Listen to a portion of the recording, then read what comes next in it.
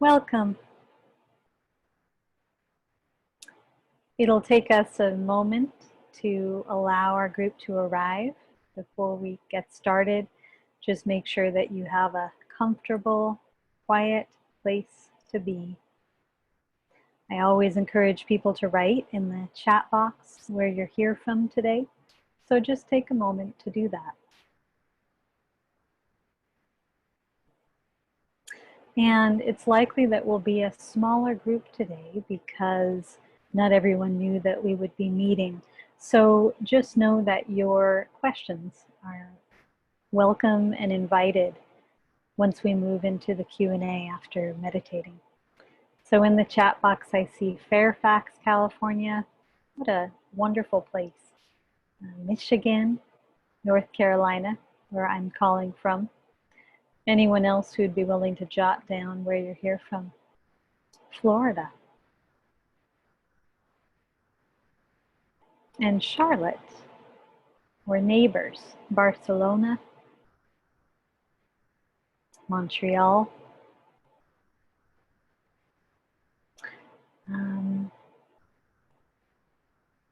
And so the format today will be, we'll move right now into our guided meditation, and I'll share a few reflections and we'll open the space for Q&A. So where you are, please find the most comfortable, upright position you can find. Allow your eyes to rest closed.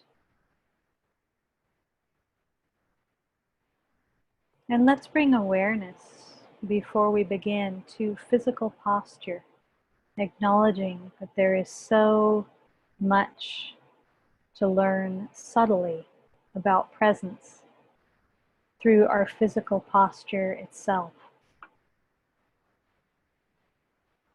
So become aware first of your sits bones planted on the surface beneath you. As you begin to breathe deeply and fully, slowing down to really receive your breath. Gently become aware of a sense of a strong back, open heart. You might imagine an invisible string coming out from the top center of your head, lifting you gently towards the ceiling. And you can also very gently tuck your chin.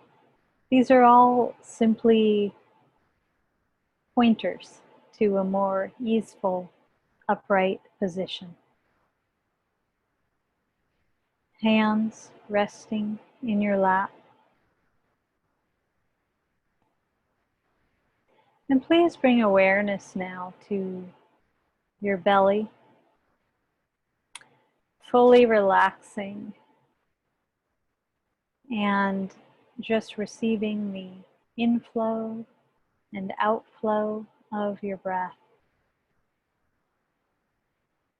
No special way to breathe. Let your breath be natural. Let your breath breathe you.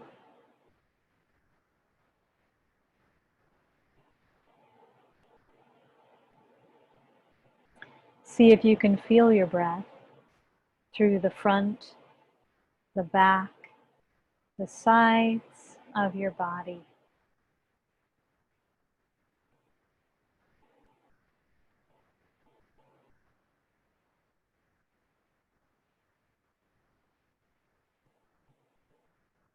And notice how this quality of awareness, front, back, sides, begins to invite your awareness to open.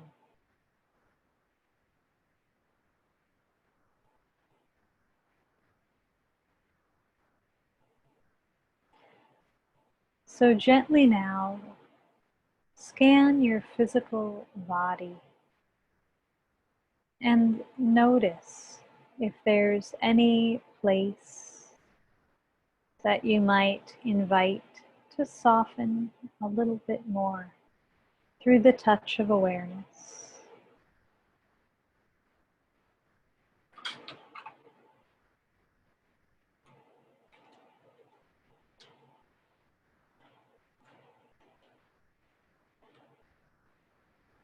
There's a real balance that we can find through our physical posture and metaphorically in how we show up to life through meditation.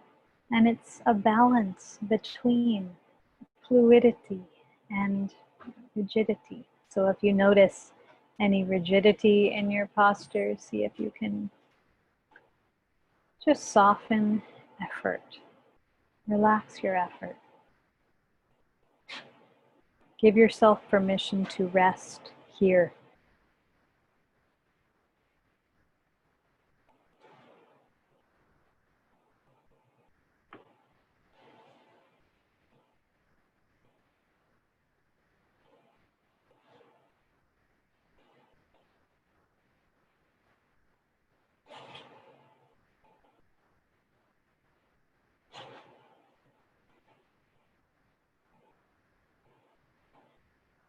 And so with breath as anchor, allowing your awareness to expand with each breath that you take. And so as you allow your awareness to expand, you're inviting your attention to come back home, to come back here. Perhaps it's been veering off today, whether it is morning, afternoon, or evening for you, off in stories, off in future past, off in assessment.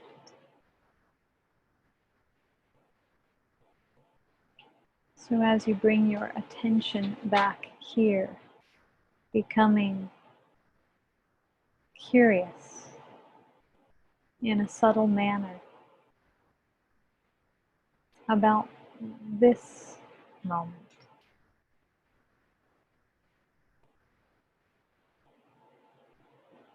This aliveness, rooted right where you are and as you are. No other idea about where you could be or how you could be. Let's rest here together.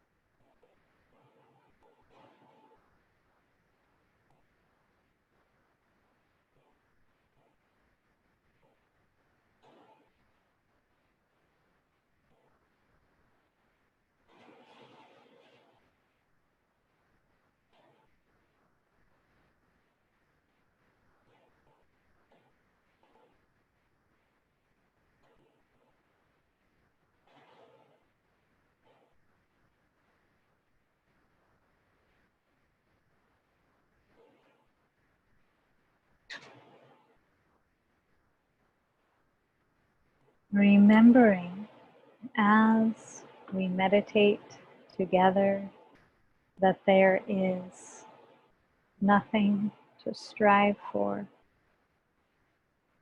nowhere to get to,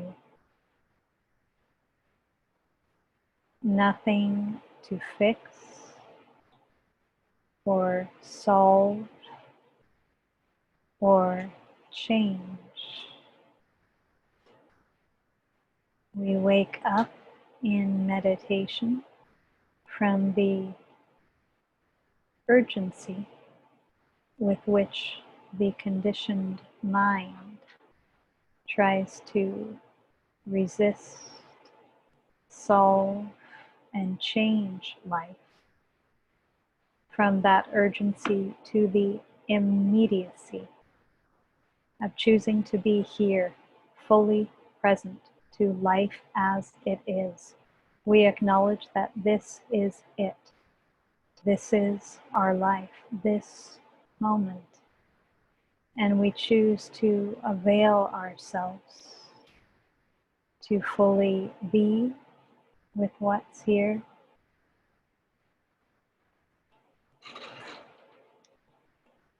to fully feel what's here, to empty and allow life to move through us, moment by moment, thus honoring life.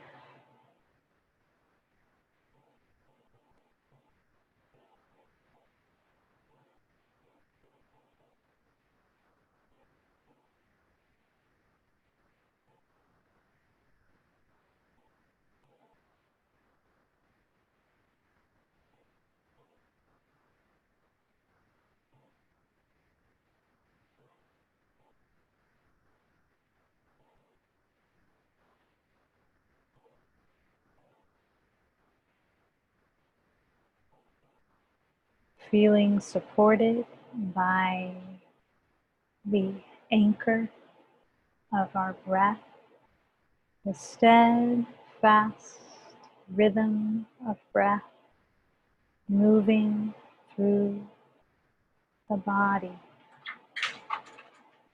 We feel support from the earth and the groundedness of our physical posture.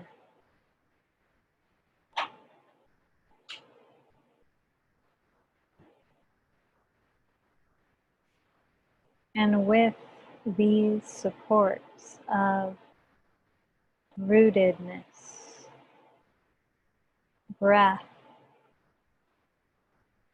we can allow our minds and hearts to settle. We remember the spaciousness within and out, and we give ourselves permission to rest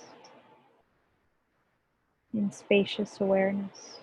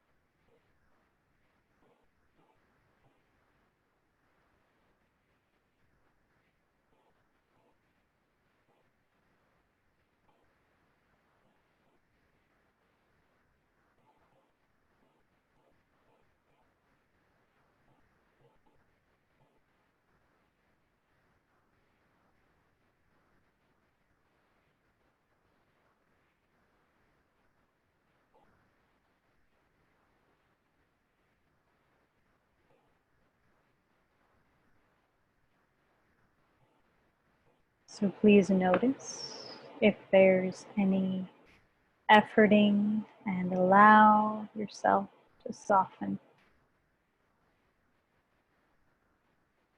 Please notice if you're engaged in any filling. We fill through analyzing, assessing, comparing, measuring, and invite yourself instead to empty.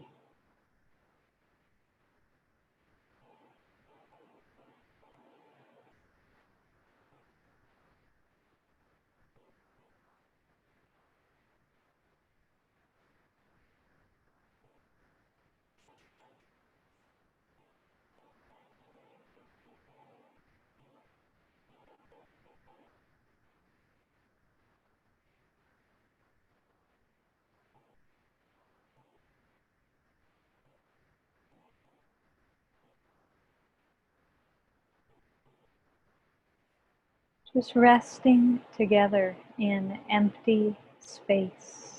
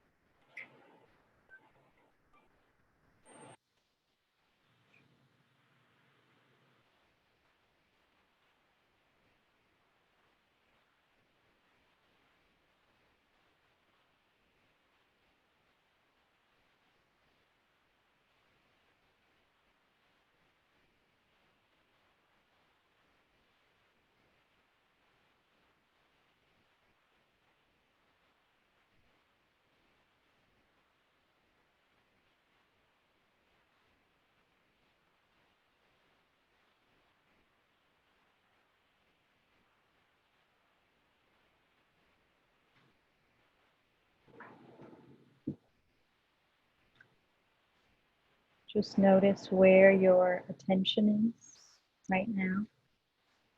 And if your attention has wandered, please bring yourself fully back here to the simplicity of body, breath, awareness.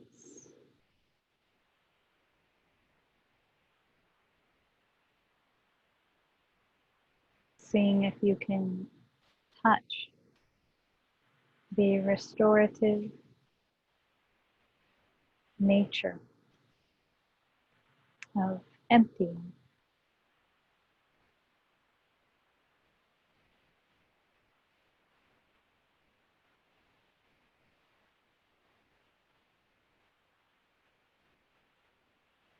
See if there's more room to feel your own heart.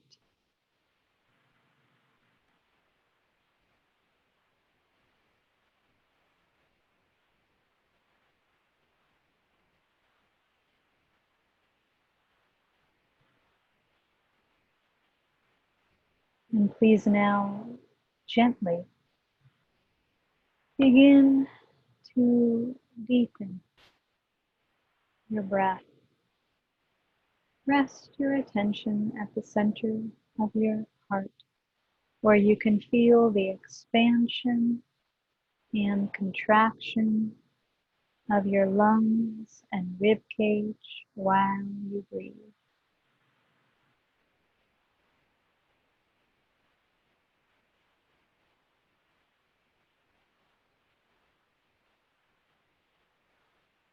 Continuing to pay subtle attention as you ride your breath all the way to the top and then all the way back down. Noticing the movements in your body and the space between each breath.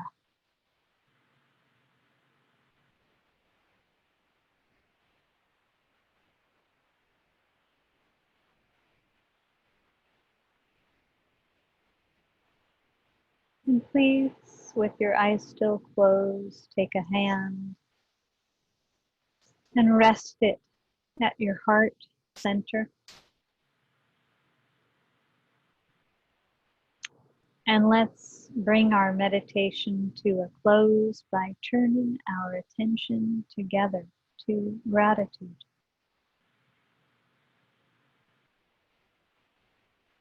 Just acknowledging that which you feel genuine gratitude for in this time.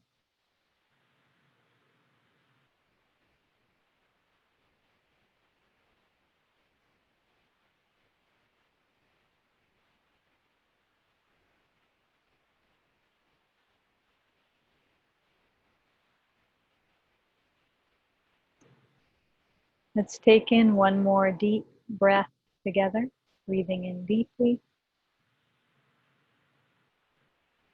exhaling fully.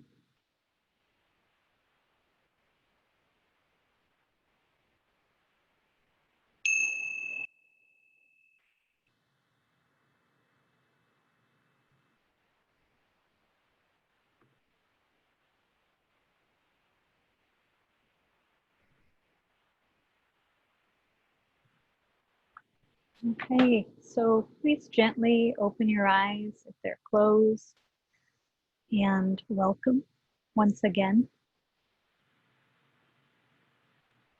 I will share some reflections and then open up the space for questions, to hear your reflections, your inquiries. And I invite us all to remain in the mind of meditation, a place of deep listening. And so in our meditation today, I pointed to emptying, the restorative nature of emptiness. And I pointed to the conditioned habit in the mind of filling, filling through analyzing, filling through measuring, comparing, future, past, planning. How about filling through consuming information, consuming news or Facebook posts? And so I'm aware that they say a human being in today's world takes in more information in one day of being alive than a human being did over 1 year of life in the year 1800. Something to consider. I've been a bit under the weather this week. Nothing related to COVID, related to my own health and the meeting point between trying to take care of my well-being and a highly demanding moment in time. A time when it feels like every seed I've planted or project I've committed to is running full force and requires a lot of energy. And I've noticed myself feeling very depleted lately. So I want to touch on this topic for a moment of depletion and regeneration. Whenever I get to this kind of place, it's very humbling for me, because I'm committed as a teacher to walking my talk. And my talk is about creating a more restorative world and a more compassionate, sustainable world from the inside out. So both in the internal landscape, so that we can show up to be more empty vessels, allowing life to offer us in service.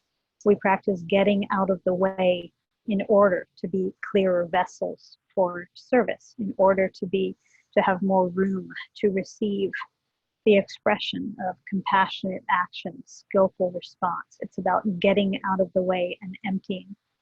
And so it's been striking to notice, wow, the demand in our world right now. It is so much. It is so much. There are so many people in need. There's showing up for the community I serve and then fielding phone calls in between with friends and loved ones who are really, really sick with the virus. There's a on fire need in my heart now to be helping people to remember more clearly than ever before that there is no island of peace to be found through practice outside of we consciousness. And so the process of practicing presence as a daily discipline and opening our eyes more fully and generously to the systemic distortions in our world, so we can remember that through our practice we are vessels for healing such distortion as we address and let go of our personal conditioning, because we recognize this is not who I really am. This is not true nature. When I drop into spacious awareness, this does not fit. I'm much bigger than this limited conditioning. It's the collective conditioning that humans have been carrying around for so long, which we are releasing. So it's for the collective, for the whole. And so as we acknowledge that emptying is not just a way that we access such a relieving sense of peace and well-being, but to empty is quite a revolutionary act in a world where the dominant paradigm is bent on filling at a faster pace than ever before. Again, filling through exercising the cognitive mind, the measuring, comparing, and analyzing mind.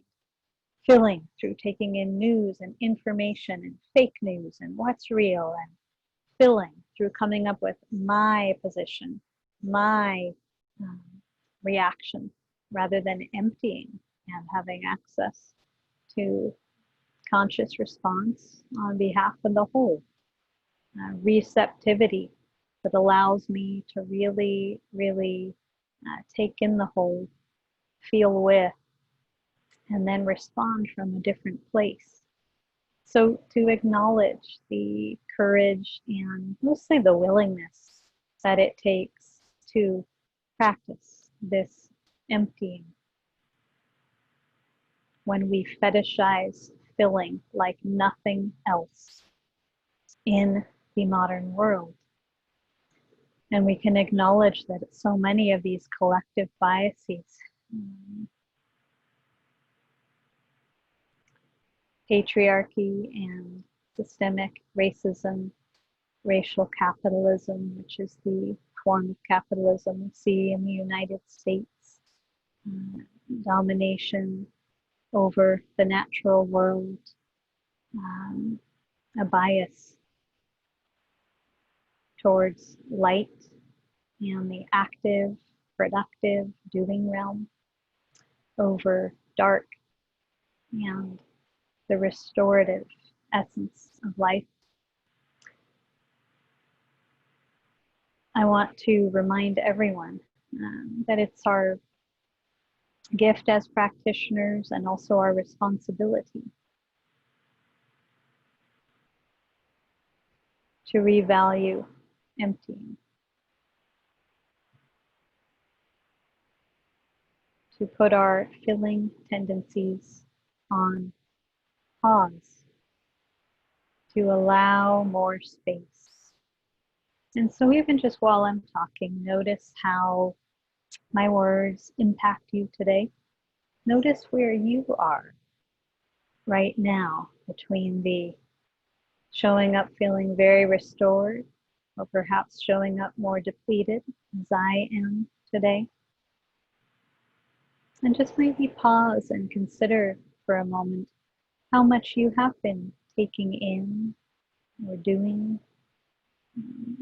It's always interesting to look at what motivates us when we step aside, step away from personal balance and sustainability, which again we acknowledge is for our own behalf, for care of this being, and for our ability to participate kindly in the world. So it's a really helpful inquiry when we do get pulled off track to notice what it was. I want to open up the space in a moment for questions. And we're a smaller group today. So I always say this, all questions are welcome. I value all of your questions, and we learn a great deal through one another's inquiries. A few announcements that I'll make before we begin that part. And the first is that many of you know I will be taking a personal retreat, sabbatical for the month of August into the beginning of September. We'll pick a date, probably mid-September, where we start up these offerings again. But in the interim, there are two ways you can work with me. And one way is to join my 8-week teaching on presence, courage, collective awakening. This is an immersion in relational intelligence. It's the topic I am most passionate about, the Dharma of relational intelligence. And we'll meet on Sundays from 12 to 1:30 Eastern Time for 8 weeks in a row. It will be a more intimate group, so there are limited spaces. And I don't want finances to be a limitation for people. It's offered through tax-deductible donation. And if you cannot meet the suggested donation and want to participate, send an email and we'll see what we can do. And the other way to participate with me is to join the Deepening Practice Program, which gives you access to a huge library of all of my teachings and audio recordings and practices and all of that. So more to come.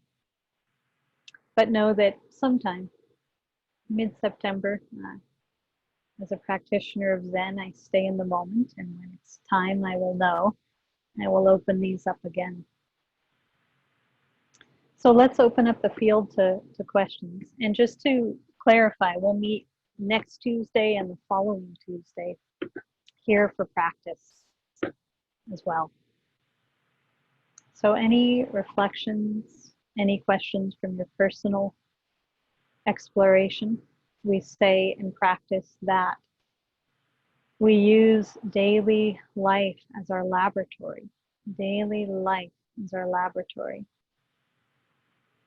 Just like we use our body, this body, as the vessel for transmuting our pain, our traumas, or remembering that everything that comes our way is a teacher of love if we are willing to meet it with curiosity, with listening, rather than judgment and assumption. So we'll pause for a moment. You can close your eyes if you want.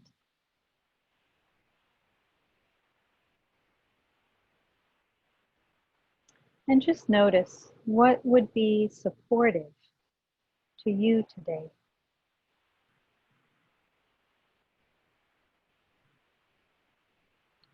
What inquiry or question might be helpful to hear me speak to? Or what reflection? What is it that you're noticing in your practice in these wild and ever-changing, uncertain times?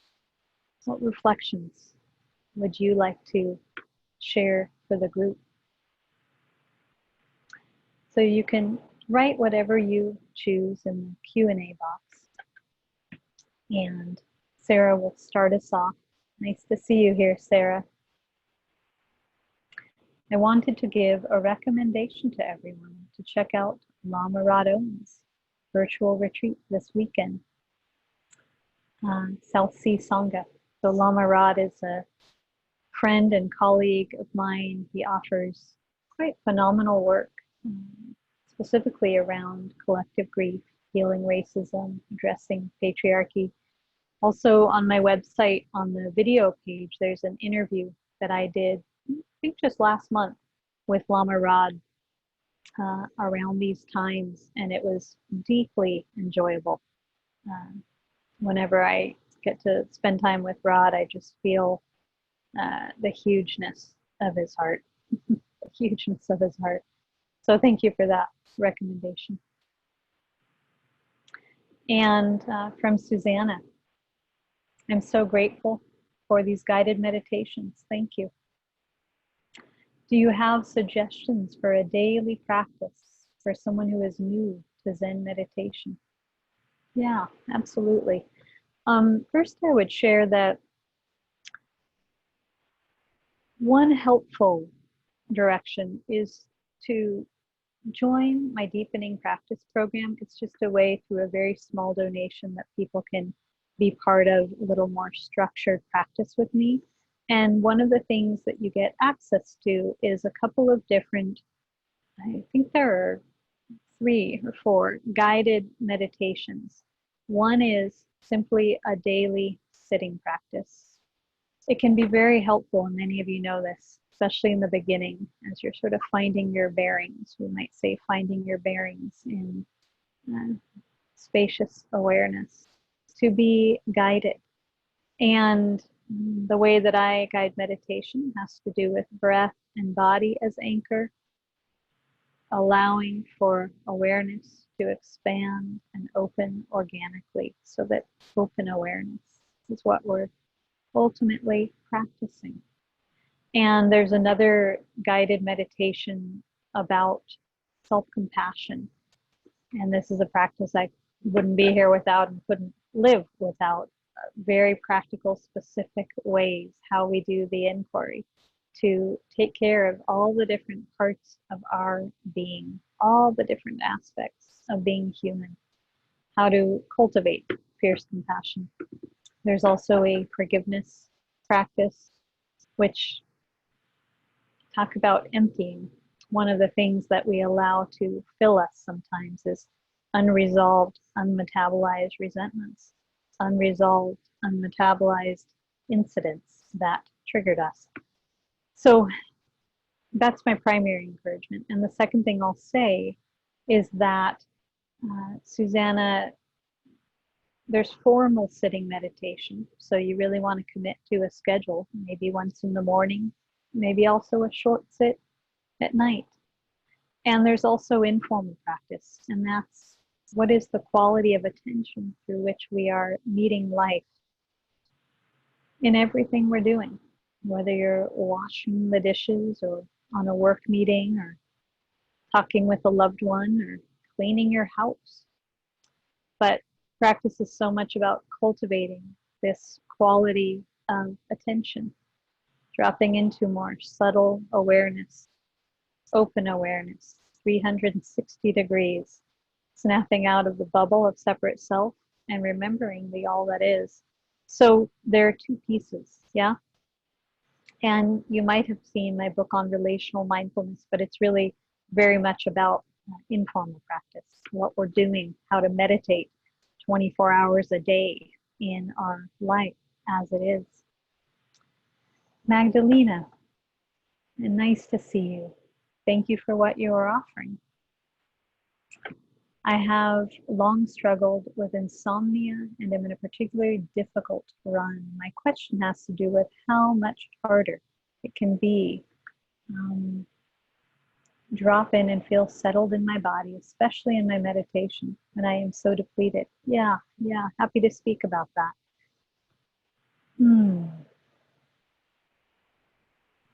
So, Magdalena, I hear that the depleted one is here today.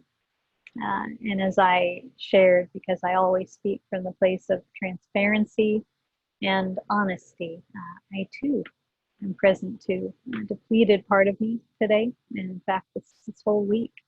And so, first, it's really important to just drop any extra commentary, labels, judgments, assumptions that we place on top of our naked experience. So here's your naked experience.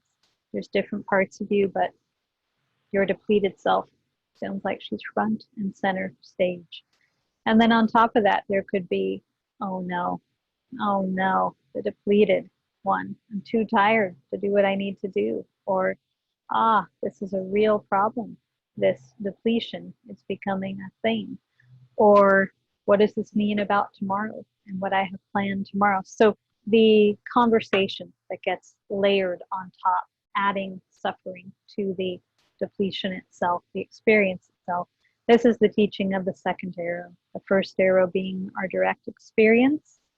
I wake up feeling tired, perhaps. And the second arrow being the stories that get layered on top. And that is where the suffering happens.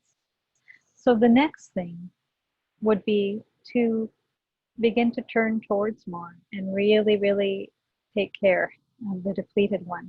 Just noticing, okay, if I stop judging or thinking even that anything's wrong with this energy or comparing it to my more vibrant self energy, then how can I just kindly be with this energy? Just like if a friend or a distant relative showed up on my doorstep and they were particularly exhausted, how would I be in a really kind way with that person, and to treat yourself that way?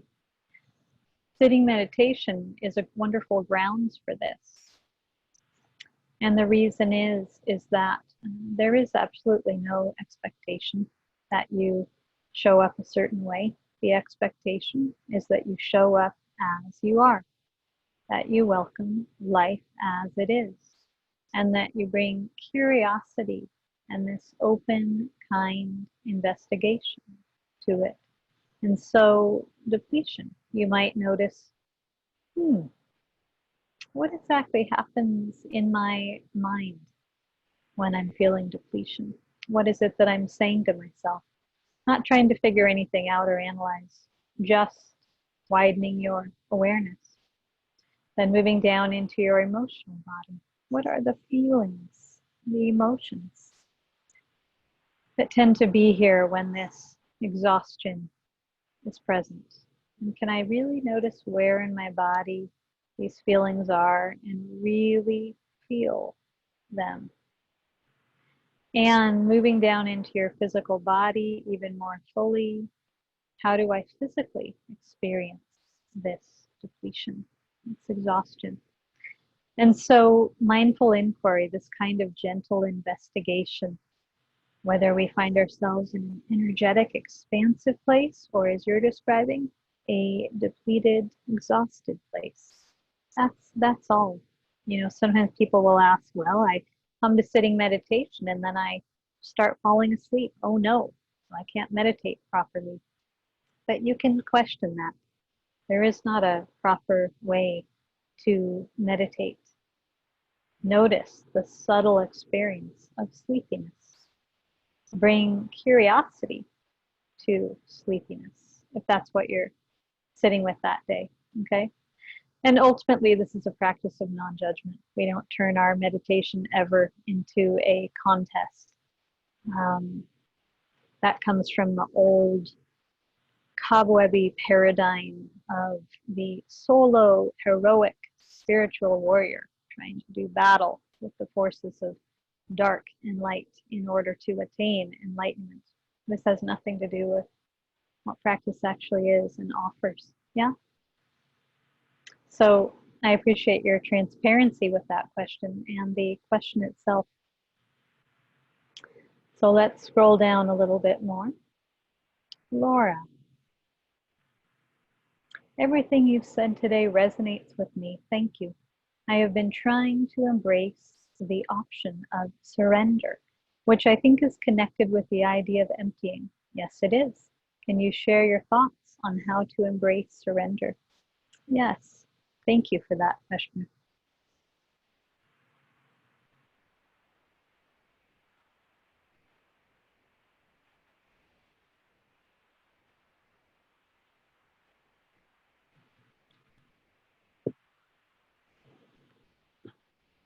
So the first thing I would invite is just that everyone listening, close your eyes for a moment and just gently bring awareness to the realm of listening, to the sounds surrounding you, and just let your natural receptivity receive. Notice the effortless quality of listening. It's really nothing to do. It has nothing to do with filling or striving. You're just accessing your receptive nature. You're just receiving through efforting less. And bring awareness now, with your eyes still closed, to your physical posture, to your body just sitting or resting here. And even if you notice some efforting, see if you can become more aware of the quality of efforting less, efforting less, effortlessness. And lastly, please bring awareness to your breath for a moment. And really the way we talk about it in meditation is bringing awareness to your breath, breathing you. And whether you notice some effort as well, see if you can notice the effortlessness of breathing. And so this experiential invitation that I'm inviting is just a reminder that our bodies, our being, knows how to effort less. It knows how to receive. It knows how to surrender, how to let go. And in practice, we just through sitting, beginning to pay attention in this more subtle and curious way, we begin to see very clearly the whole part of our psyche, our conditioned mind that is so bent, folks, on filling, on busyness, on doing, on taking control, on managing, on maintaining. It takes so much energy to maintain ego, to maintain this sense of I and separate self and me and where I need to get to and who I need to be and me. It's a great deal of energy. And as we begin to both see that more clearly and have more experiences of resting in spacious awareness, I would say that the surrender piece comes quite naturally. Sometimes I describe it as we actually get bored of our conditioning. We get bored of suffering. The suffering is the striving, the filling, the doing. Okay.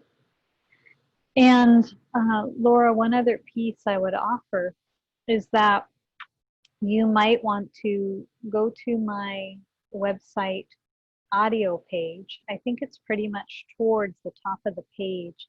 There's a recent interview with me from the Shift Network called Effortless Awakening. It might also be on the video page. I can't remember, but it's about how to remember the already awakened state. And this is a really neat conversation in which we end up going deeper into this teaching on surrender. And I think you would enjoy it. I also speak a bit about the deep feminine, or we could say the more lunar aspect of practice in a very solar focused culture. So check it out. Yeah, thank you for that. Let's all pause for a moment before we continue, just to notice how and where you are right now, just to continue the process of settling.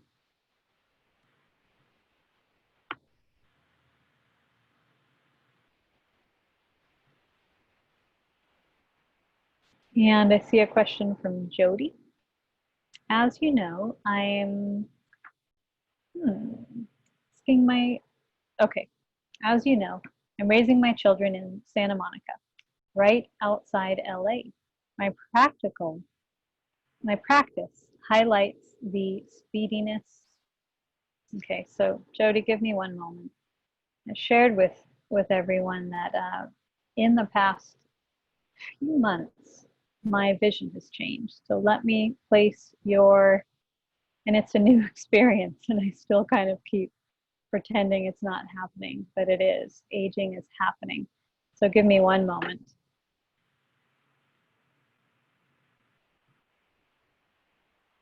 Oh, so much better. As you know, I'm raising my children in Santa Monica, right outside LA. My practice highlights the speediness, intensity, and collective conditioned state. I can see myself lost in this at times, and this too is part of my practice. I feel sadness as my children get older, and I can see the conditioning of this culture making its imprint. Can you offer some words of how to meet this? A place in me knows that acceptance is a part of this, but there is also a way. Is there also a way I can meet this more actively as a mom? Yeah, yeah. Okay. So I think the first thing that I would offer is just compassion for the fact that you're living in an environment that feels quite overwhelming, that feels quite strong in the signature of speediness and filling.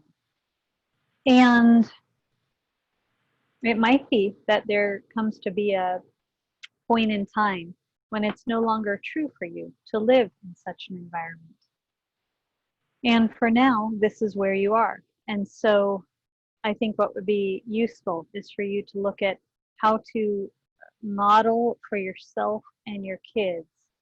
Number one, really, really in a disciplined way, carving out the space and time for revaluing, slowing down. I know you well, Jody, and I know that you really do carve out time to just be with your kids, to just celebrate nature and the domain of relating and just hanging out together. Okay. But to see where you can carve out even more of this and to notice step two, what is it that you need as a human being, as a woman, as a mom, as a practitioner, to drop in to even more peace of mind. This means even more spacious presence yourself. Right now, you're at a point in practice where some of the speedy nature of things is so highlighted, so illuminated that it's actually pulling you off track a bit. It's actually more of a contrast. And the place that we can get to through stillness is absolutely being able to hold paradox, absolutely being able to hold the paradox of this life, the paradox of being human. And so how to model some of that for your kids. You know, many of you know that I've spent a great deal of my adult life not living, to be honest, in the modern world. I've spent years living close to the earth as an organic farmer by choice, living in intentional community where we built our own homes and grew our own food, living as a Zen Buddhist monk for 7.5 years. And those choices required sacrifice, but it was a part of my heart saying, I'm sorry, for me, this is feels much more like truth than, let's say, some of the speediness of the city of LA where I grew up. Later, I exited the monastery and I did live for many years in LA. I lived in Portland, Oregon, in cities. And there can be an absolute beauty to living and sharing and modeling one's practice in a domain where there is more outer activity. It actually matters less what's going on around you and matters a lot more what point in your practice you're in. What do you need to cultivate inner stillness? And so literally, when I made the transition, there was a period of time where I woke up at 4 a.m. every morning so that I could get up when the city had not been turned on yet. And I took one day every single week to be in silence.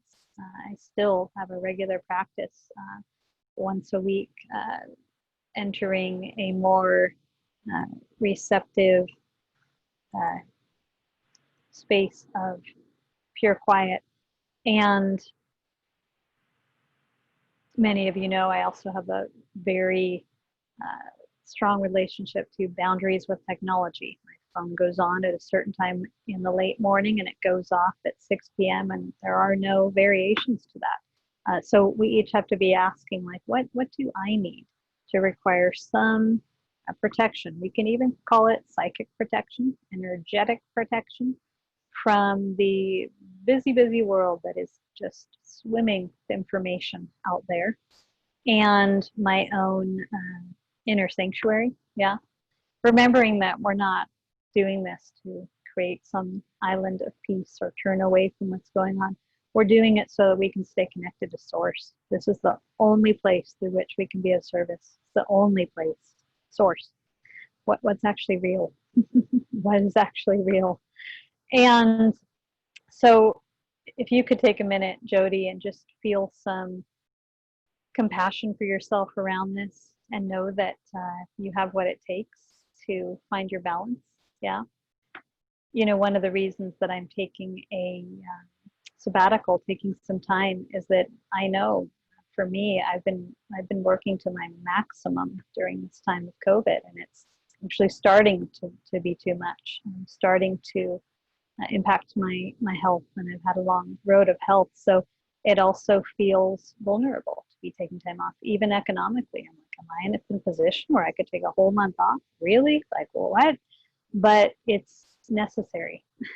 It's necessary. And my hope is that each of us are doing what we need to do in this time to take care of the being that is our full responsibility, in order that we can participate in our families and our communities and the world at large from the place that is most loving.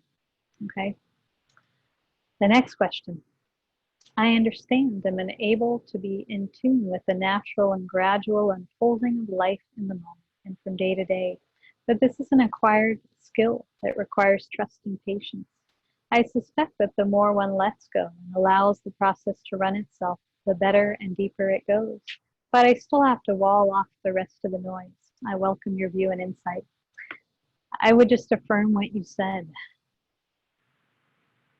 The more one lets go and allows the process to run itself, the better and deeper it goes. It's amazing.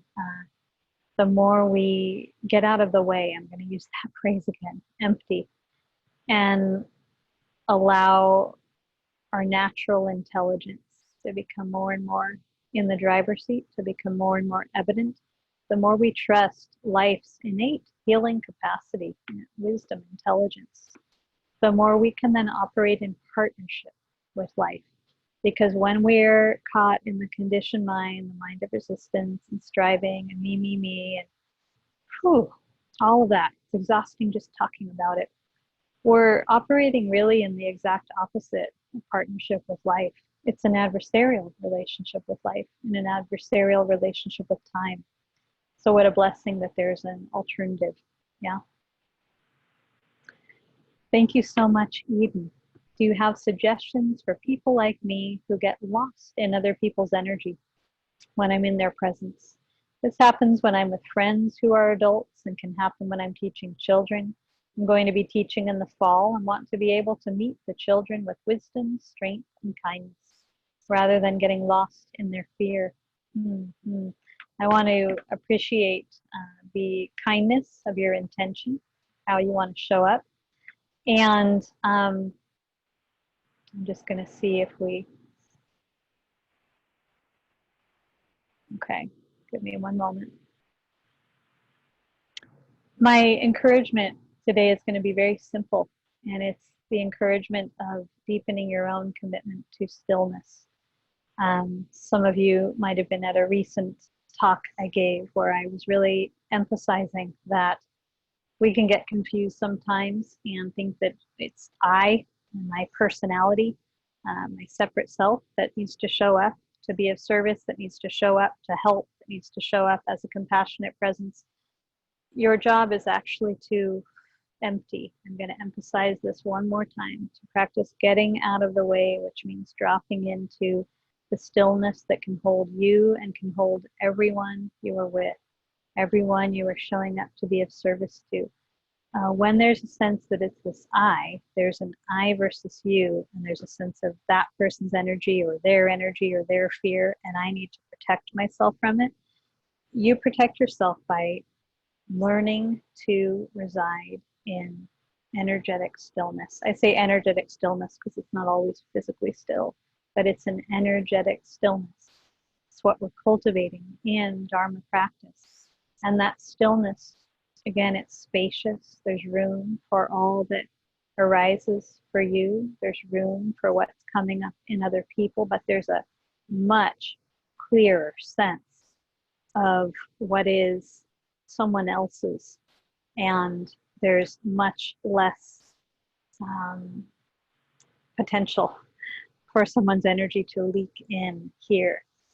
You've created a protective field simply by rooting and anchoring in stillness, in presence.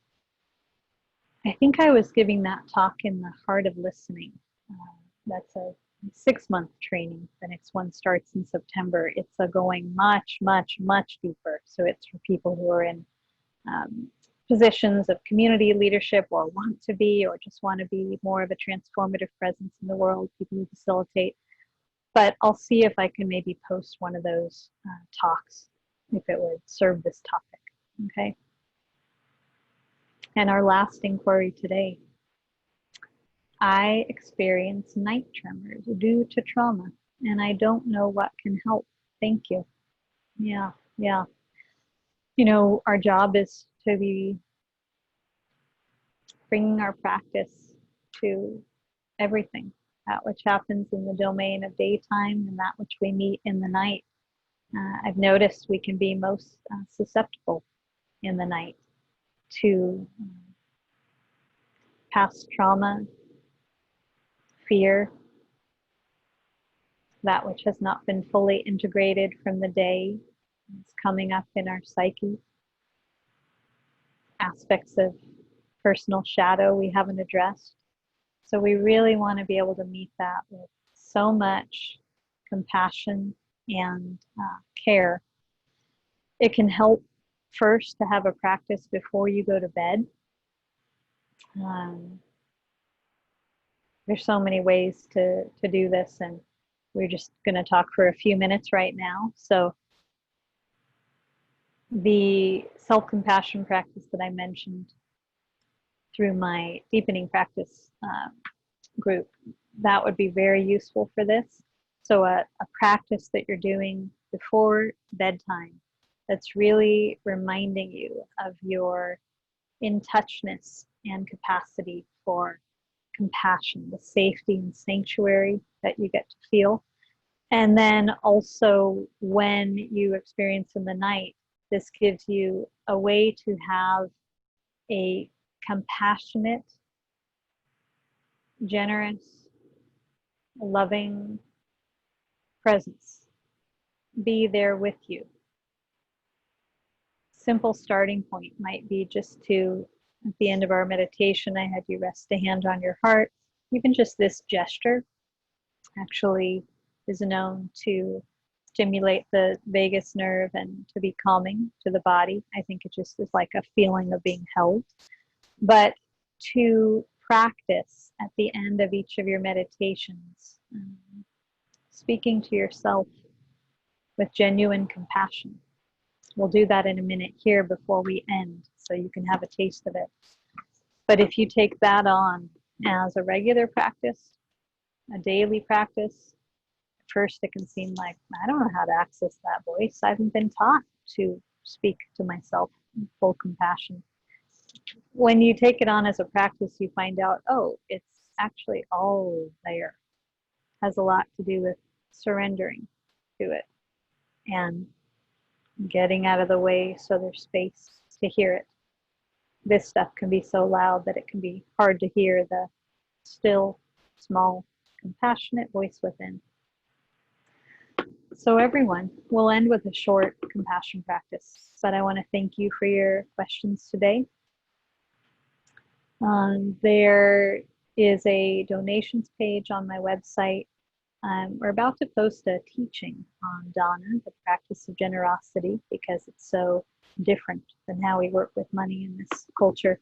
But I would encourage you to check it out. And we're sending out a newsletter tomorrow. So anyone who's not on my list that wants to receive the specifics of what's coming up for the rest of this summer, my offerings to do that.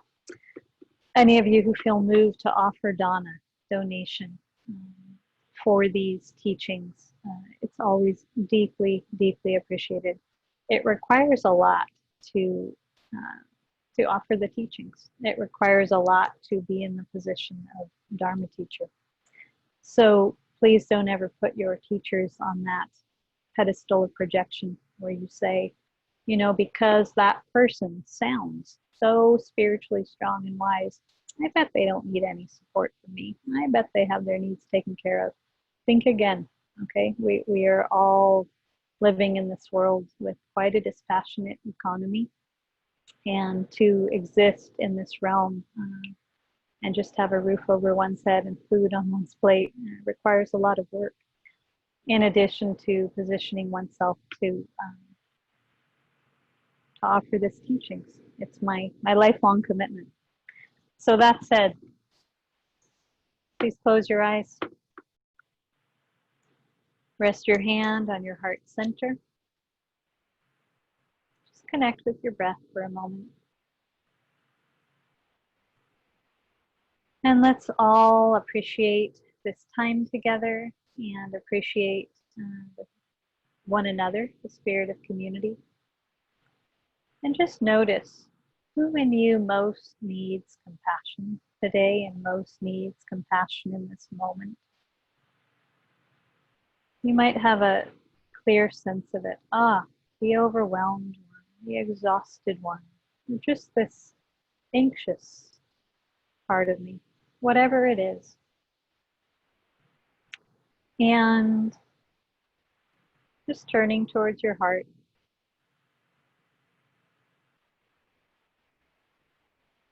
Consider what it is this part of you needs to hear, to feel acknowledged, to feel reassured. How would love respond to this energy? And please, quietly to yourself, offer your own expression of compassion.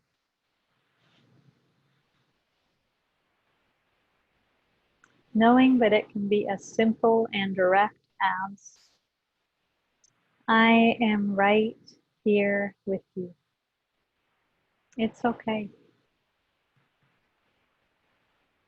I love you just as you are. I see you. Keep going.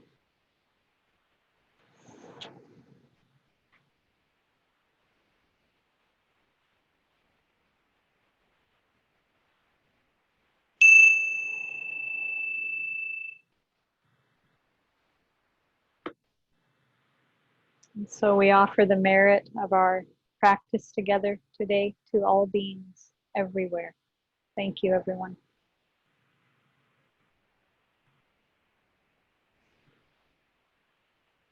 To be continued.